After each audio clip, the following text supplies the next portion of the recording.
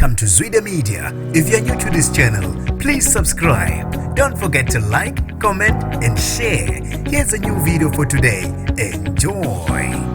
Utite abaningi othandana nobulili obufana nobakhe ozibiza uDominic oyi-content creator emva kokuveza okushaqisayo ngongezwe emqunu ongumongameli wamabhinqa. Nginibingelele ngiphinde nginamukele ezindabeni zezwidembiti igama lami ngosibonga konke wakantwanda mothanda ungangibiza intatheli eka YouTube.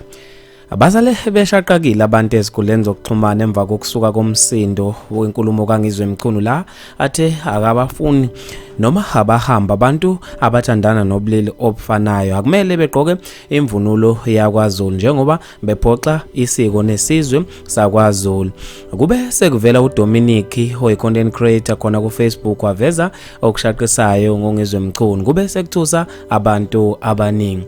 uDominic uveza ukuthi bahlangana nongezwe Mchunu kwenye izindawo zobumnandi. Lapho ke ungezwe Mchunu athi uyafisa ukukhuluma naye futhi ke wabukeka echazwa ngamathanga akhe uDominic uthi kungani ke egcineni bese ebukela phansi noma ethi abantu abathandana nobulili obufanayo kumele behambe eNingizimu Afrika. Umsindo omkhulu bafethu khona lapha ezikhuleni zokuxhumana abantu babe nokuphawula okwahlukahlukene ngayo ivideo okaDominic lapho ebeveza khona ukuthi ungezwe Mchunu wayemfuna. Umsizi Gumede uvele wafaka ama-emoji ahlekayo wabesethi zinje la uphinde phiyo thabethu uthe hawu kanti naye unjalo futhi yini egxeka abanjalo. Philabiyela uthe ungizwe uthe ni wrong uma nizothatha izinto zesintu nizisebenzise kulomsangano wenu.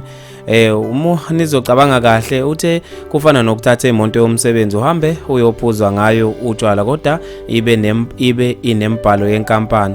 Umashizo lo mthimkhulu uthe yini errong yenziwe ungizwe ngoba ubekhuza umkhuba ongafanele wenziwe. Usibonga konke Mlambo uthe ayi nina niyahlupha ngoba nifuna yonke into errong ingakhuzwa, nifuna nje abantu bezwe ngani. uZandile Dlamini uthe musa ukuqambela ungizwe amanga ngoba ufuna abantu bekholwe lo dot oshoyo. uZwide uthe wena nje indaba yakho gedo namanga lento oyishoyo. Bafethu maningi kakhulu ama-comment ngizofisa mina ukuze ukuphala kwakho ngalolu daba khona lapha kwi-comment section njengoba inkulumo kaNgizwe Mchunu isuse omkhulu umsindo.